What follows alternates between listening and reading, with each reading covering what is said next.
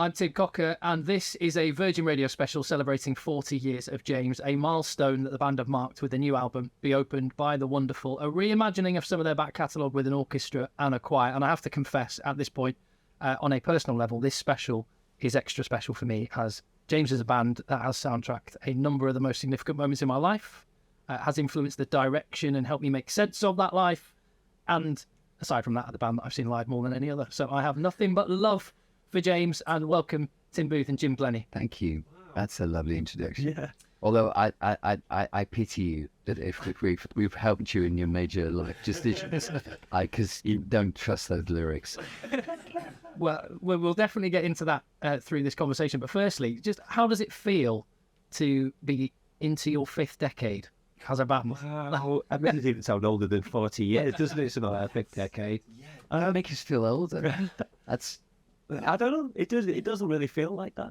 I mean, in some respects it feels like a lifetime. In other respects, it just feels like 5 minutes. As we kind of always said, really, this is a band very much focused on what we do now. You know, we don't spend a huge amount of time kind of reflecting on the past. And I think the 40th anniversary is going to give us a little kind of leeway, or our own kind of to look over our shoulder a little bit.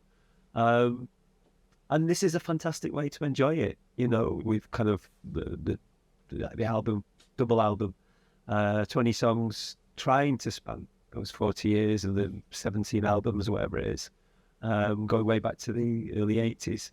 And yeah, a reinvention, a reworking, a difficult thing to capture, difficult thing, I think, to encapsulate.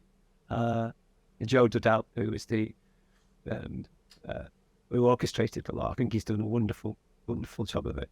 And look at Jim, he doesn't look at 8, he doesn't look over 30. It's like I've been working with a vampire all these years. I didn't realise it. But as Jim mentioned, you are very much a band that have your eyes on the horizon. But what have your reflections been, Tim? As you've been, as Jim mentioned, this album has pushed you to reflect. Yeah, I'm someone who I don't like celebrating birthdays because, I just keep going forward, really. Time is such a mysterious thing. You suddenly get to a certain age, you go, Jesus, I've been married 27 years. It's like, how did that happen? And we've been together 40, us two, and the others joined us mainly 30, and so they're the new boys. And so, I mean, it was beautiful doing this album and this tour.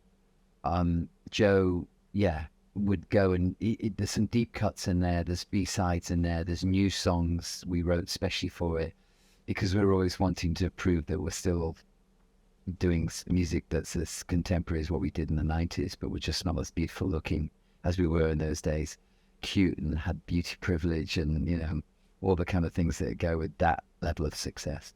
But we're selling more tickets than we ever did, so we're doing something right. And we just don't reflect that much. I never listen to old albums, ever, unless I'm learning a song to play live,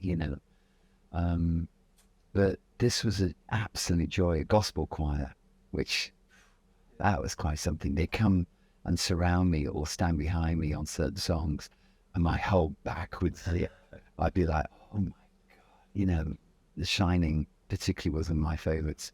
I'd be hard not to burst into tears of sentence.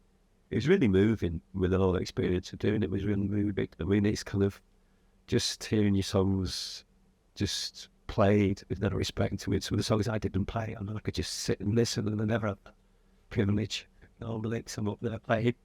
And there's just songs where She's a Star, sit down, I didn't play, or not, just sit there and just go, wow. You just really take it in, it's just like anybody else would, really, a fan would, I guess.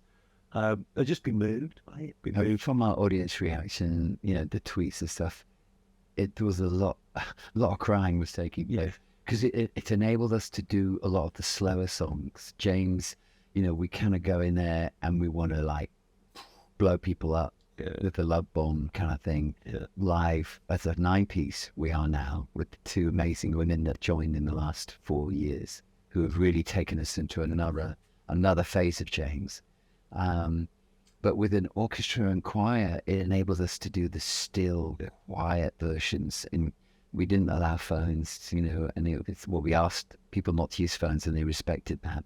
You could hear pin drop, and then when we got to the ecstatic bits, we could go double ecstatic, and the orchestra could stand up, and they could really go for it. They improvised some nights. There were some songs where Joe would walk off stage and say improvise to the orchestra, and they would just make a racket and they wild it on songs. So they got to play with us in a way that they would not normally play, because orchestras are so orchestrated. Yeah. Or we could say to the choir in the middle of a song, come to the front, just come to the front, and they'd line up with us. But they wouldn't know when it was going to happen, and they'd just come to the front. There's a lot of spontaneity and kind of flexibility in the way that we asked them to work. We were always a bit like that as a band. We're always kind of chopping and changing things around, but in their world, they don't tend to do it very. You mentioned already, Jim, She's a Star, and that was one of the bits of music which you showed a little ankle to us fans. And as you mentioned, James is a band full of multi-instrumentalists, and there's quite a lot of you probably could have ticked a lot of the boxes in that orchestra, but with a song that is as special with your fans as that one, you must be so happy to have done it justice in the way you did. Oh, incredible. I mean, I think it just shows the talent of Joe. I mean, I'd like to think that the company, the contribution as the songwriters would also play a part as well, but I think Joe's done an amazing job of reworking them and abandoning the original version and just starting from scratch. I said before, there's quite a few I don't play on, but I think he had the courage really to turn on to his own and go, no, it's okay, you don't need to play in this one. Your part will be taken by string section or whatever it was, It's just madly moving just to be there, to experience it, to hear my humble bass lines played by a string section or cellos. It's just mad. And a little step removed from it slightly at those moments as well, which is a real joy. I think the song, his version of Sometimes, is the benchmark for us, because we didn't think we could better Sometimes, but it's definitely is as good, and it's a real tease. It's like it's so restrained, and then the gospel quartet at the end, and you're just like, the cavalry. And when we heard that, we were all like quite shaken.